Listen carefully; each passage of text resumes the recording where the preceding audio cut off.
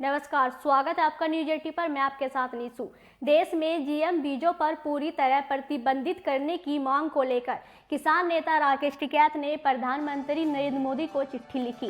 राकेश टिकैत ने प्रधानमंत्री को चिट्ठी लिखकर कहा कि आज के समय में किसान के पास में आय के साधन सीमित होते चले जा रहे हैं। फसलों का लगातार लागत बढ़ती जा रही है, लेकिन लागत के अनुपात में किसानों को उसका उचित भाव नहीं मिल रहा। दूसरी तरफ बदलता हुआ जलवायु परिवर्तन फसलों पर प्रभाव डाल रहा है, जिसका वर्तमान समय में रबी की फसलों पर भी असर पहुंच रहा है। ऐसे में इस संकट के दौर से गुजर रही ग्रामीण खेती आने वाले समय को लेकर चिंतित है। उन्होंने कहा कि समाचार पत्रों और अन्य माध्यमों के प्रतिदिन कोई न कोई सूचना ऐसी प्राप्त होती है जो खेती को पूरी तरीके से आने वाले समय में बर्बाद कर देगी।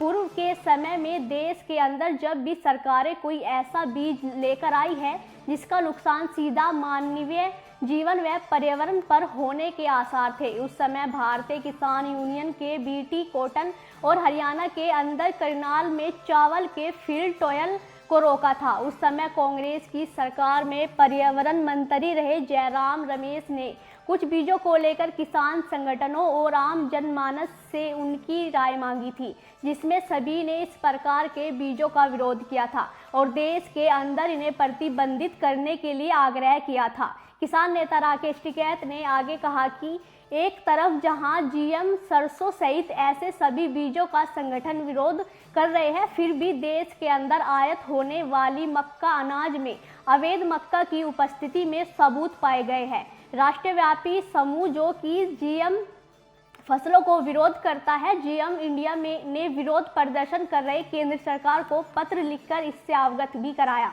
हमारे देश में विदेशों से आयात हो रहे हैं फसल और सब्जियों की मात्रा बाजारों में लगातार बढ़ती जा रही है, जबकि आयात के दौरान जीएम फसलों को लेकर बनाए गए मानकों व लागू नियमों का पालन नहीं किया जा रहा है। यह आने वाले समय में बेहद खतरनाक साबित हो सकती है। उन्होंने आगे कहा कि इन सभी का संज्ञान लेते हुए डीजीएफटी को प्राधिकरणों और नागरिक समाज से संबंधित व्यक्ति विशेष के साथ में बैठक आयोजित करनी चाहिए, जिससे नियामक तंत्र को मजबूत किया जा सके। इसके अलावा भारत सरकार को आयात पर निगरानी बढ़ा देनी चाहिए, खास तौर से अमेरिका, ब्राजील, ऑस्ट्रेलिया जीएम उत्पादन करने वाले देशों से आने वाले उत्पादों की सख्त जांच की जाए। साथ ही कोई भी जीएम बीज या पौध सामग्री बिना अनुमति के देश के अंदर आयात न हो, इसे पूरी तौर तरीके से प्रतिबंधित किया जाए। उन्होंने आगे चेतावनी देते हुए कहा कि इन सभी विषयों को संज्ञान लेते हुए जीएम बीजों पर देश में